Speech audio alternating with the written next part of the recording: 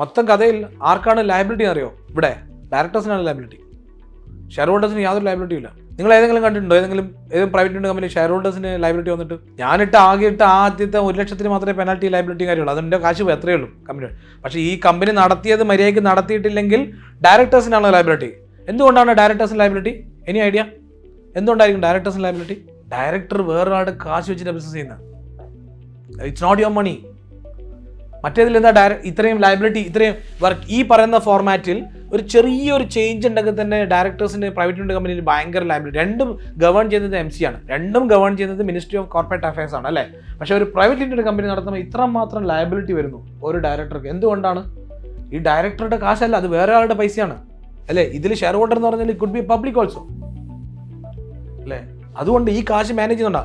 മറ്റേത് എന്ന് പറയുമ്പം ഇതെല്ലാം ഒരാളാണ്, പാർട്ട്ണറും ഡിസിഗ്നേറ്റഡ് പാർട്ട്ണറും, പുറത്തുനിന്ന് ഒരാളും ഇല്ല, എല്ലാം അകത്തല്ലേ. ലാഭവും നഷ്ടവും പരിഹാരം നടത്തി നിങ്ങളെന്നെ അങ്ങോട്ട് സഹിച്ചു, വേറെ കമ്മിറ്റ്മെന്റ് ഒന്നുമില്ലല്ലോ.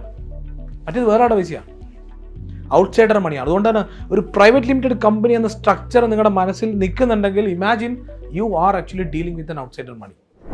Fintaxman, the mentor your business needs.